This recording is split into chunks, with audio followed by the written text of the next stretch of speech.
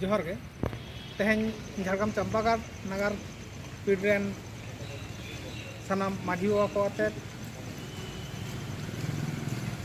PLRO office रे shutter हुई कना जहाँ तीन जाहिर को मेना रेकॉर्ड बखराते तुनखी तलाश लगे हे सेटर हुई लेना और ओना को बखराते गपाल माराव हुईना गपाल माराव तलाते बाडाय नामेना जहाँ तीन गान नित धाबिते नवा पीढ़ रेना जहाँ को जाहिर एम आकाना ओना को सानाम कोगे आको जहाँ खाता रे ओना रे राकाब काते ओना को भेजाया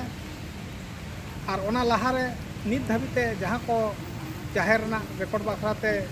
कागज को साकाम को बांगबन जमा कदा उनको ठेन हो नेहर कते लगन गे कागज जमायमा इना काते गे रेकॉर्ड ना कामी हरा दो लहा मा सानाम को जोहर चाल काते गे इना कथा दिन मुचाद केदा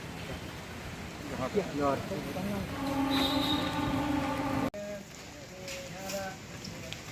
सानाम को गे जोहर तो तेहे आपे नवा पे नेले ताबोना जे झारग्राम नगर चंपागार पीर पाटा कोन जहाँ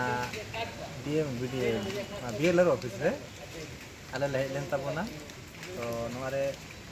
भारत जकात माझी मादो जीवन गाँव तह बड़ सुरले ताहे कान ताबोना नवा गे कामी हरा दो जे नुना दिन खोना जाहिर रजिस्ट्रेशन कामी हरा साब कना मेनखान खूब कम जाहिर गे नेलोगो कना जे आबो सरकार रजिस्ट्रेशन का आय तो तेज पीर पाटा खन गाँवता पाटा खन तुनकी तलाश रे हेज हो लेना तो नोरे नेलोगो कना नोडे झारग्राम चितान रे नगर चितान रे 12 गोटेन आतु रेना लिस्ट मेना मेनखान 16 गोटेन रेना तेज तुनकी तलाश नाम का बाकी तो बांग नाम कना तो बाकी जहाँ गे पे बांग पे एमका ताबोना उनको गोटेन नेहर ले दोहया जे नोआ को आरि उसराते अब पीर रे जहाँ मेना कोआ पारगाना बाबा गोडे बाबा पारानिक बाबा नुकु कोठेन आदि उसरे एम तबन चेदा से बांगमा जाहिर गे तो अब उरुम कना नाते जाहिर बांचाव और जाहिर रजिस्ट्रेशन आदि लाक्तियाना कना नोआ कामी हरा उसरे बन पुरो दाड़े मा नोआ गे आले कोठेन ना होदा होया मा दोहड़ा का सानाम को जोहार।